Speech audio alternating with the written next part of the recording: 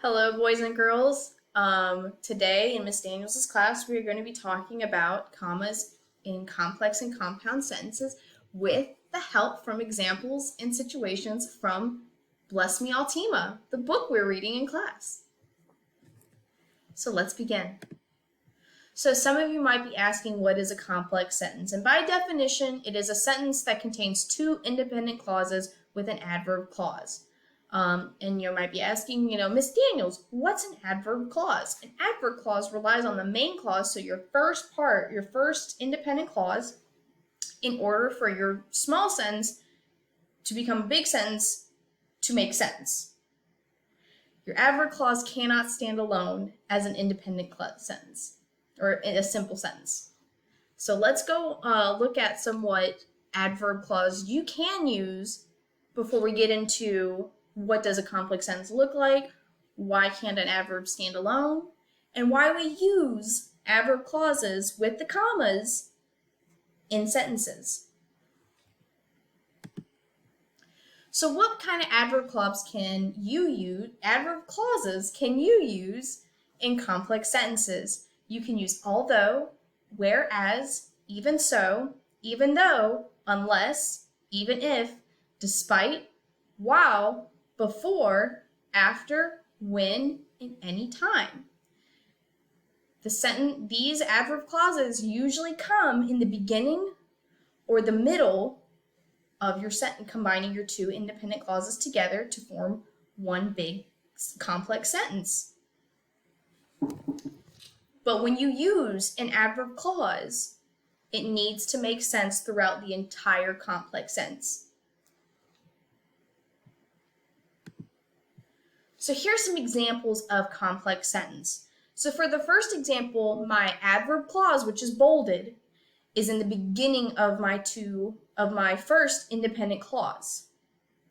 So what you're going to do is you add your adverb clause before your independent clause so that it flows when you add your third add-in is your second independent clause. So let's look at the first example.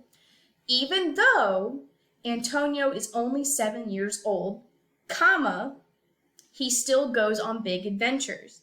So the reason why we have these complex sentences is because we want the reader to, see this eye-catching, amazing, beautifully crafted sentence. And, you want them to continue reading that sentence to find out, well, yeah, Antonio is only 7 years old.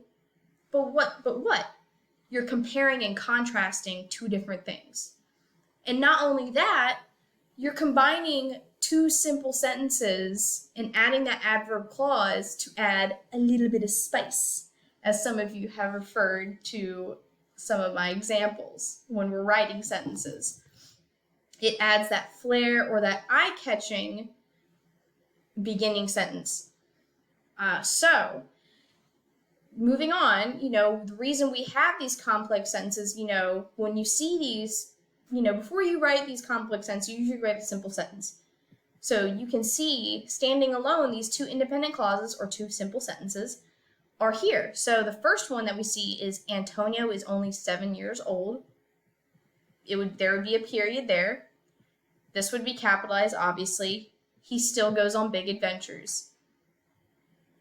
Now, granted, if we wanted to make sense and flow and make it all pretty and eye-catching, we add the adverb right here.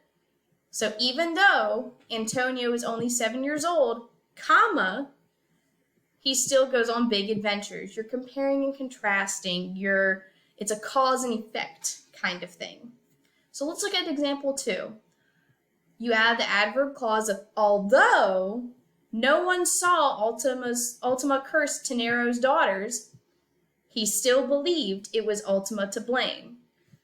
So your independent sentences are no one saw Ultima curse Tenero's daughters, and the second sentence that you would have there is he still believed it was Ultima to blame. So to make your smaller sentences into a big sentence, you add your adverb clause at the beginning, comparing that no one saw Ultima curse Tenero's daughters with Tenero believing that Ultima did still curse his daughters. So let's look at the sentence. Although no one saw Ultima curse Tenero's daughters, he still believed it was Ultima to blame. Now, these two first examples are where you put the adverb in the beginning. The last one that we're going to go over is one where you put it in the middle. So you have your first sentence of Antonio was a fast runner. And then your second sentence would be the vitamin kid was the fastest in the village. So you're comparing Antonio being a fast runner and the vitamin kid being the fastest. Now, granted, you put your adverb clause, in the middle because you're comparing two different things. It's the cause and the effect kind of thing. So let's read the sentence together. Antonio was a fast runner, comma, whereas the vitamin kid was the fastest in the village. So in this sentence, you put the comma right before whereas, because you're putting the adverb in front of your second independent clause of the sentence, or your simple sentence, to make everything flow, to make it sound eye-catching. So let's move on, and let's work. So in the next slide, boys and girls, you're going to be working on some complex sentences. Excuse me, I'm sorry, guys. Went the wrong way. So now you're going to do it your way. You're going to use adverbs from the previous slide so you can pause and go back and jot down some adverbs that you would like to use. But in the examples, you're going to write your own complex sentences using the adverb clauses. Now, the only thing is that these have to flow. They have to make sense. So you can pause the video for a minute. I'm going to do a 5-second pause so that you guys have that area to pause and go back and look at the adverbs and then come back and write these sentences down.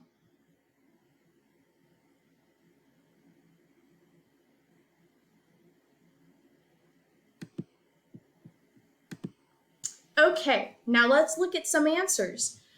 So now for the first one, there are many answers that could have filtered into this. I used one of them and then put in at the end underneath the example that you worked on some other alternatives that you could have used. So let's look at the sentence. So in your first independent sentence, Maria wants Antonio to become a priest. I messed up in this sentence, boys and girls. I'm sorry.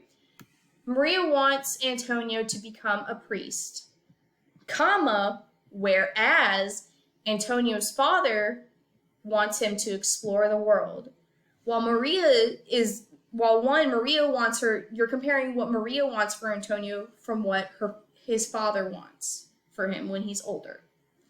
You could have also used while, although, even though, or despite. So let's look at the second one. The golden carp symbolizes comfort and moral guidance, while the owl symbolizes Ultima's religious beliefs. Now, sometimes other sentences only have two options or there's only one option available. Now, in this case, you have two options. You have while and whereas. You're comparing what the golden carp symbolizes in Bless Me Ultima versus what the owl symbolizes in Bless Me Ultima.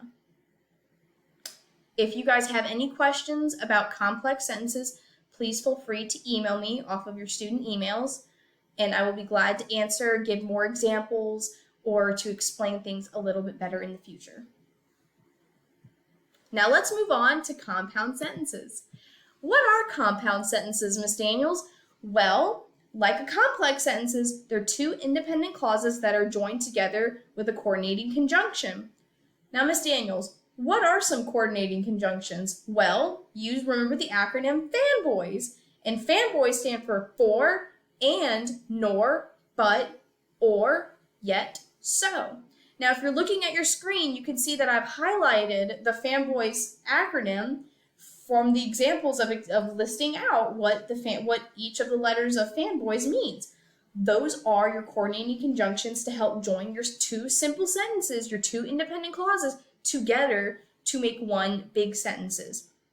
Now, when you're using FANBOYS, you are putting the comma in front of one of the FANBOYS conjunctions. So let's take a look at what an independent clause is for a brief second. So an independent clause is a clause that can stand by itself on its own. So basically think about it, it's one simple sentence and then another simple sentence that are being combined together. But when you're creating these, compound sentences, you have to remember your fanboys and where to keep those commas in order. So let's look at what you are going to be doing. So it's your turn to try. So I have picked out 2 different scenes from Antonio speaking to us through Bless Me Altima, and you guys are going to write compound sentences with these 2 examples that I had. So you can see that you have 2 sentences, or 2 sets of sentences. One is saying, I had set beauty. The beauty had burdened me with responsibility. I dreamed about the owl that night. My dream was good. So let's go. Let's pause the video. You can go back and look at the different fanboys and pause and write them down, but jot down. I'll give you give yourself 5 minutes tops to write these sentences down.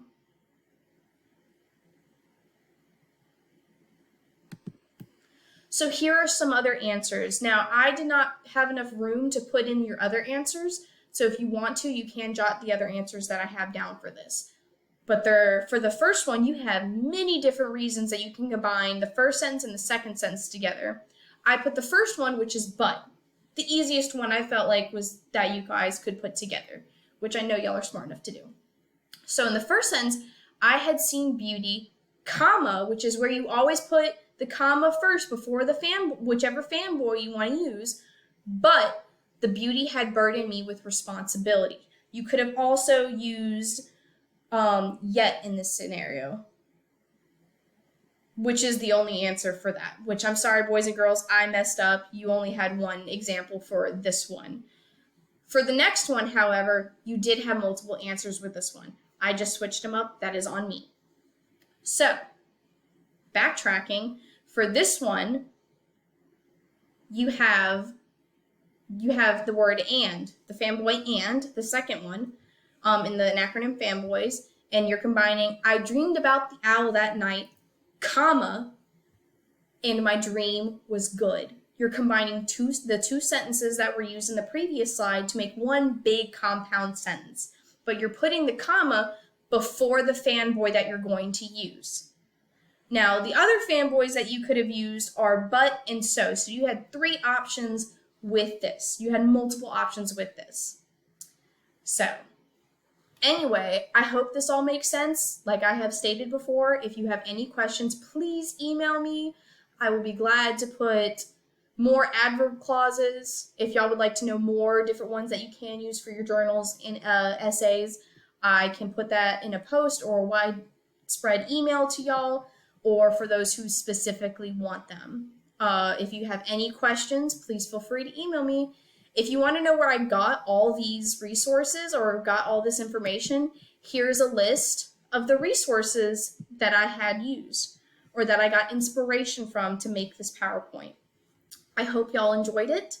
And like I said again, please email me if you have any further questions or concerns.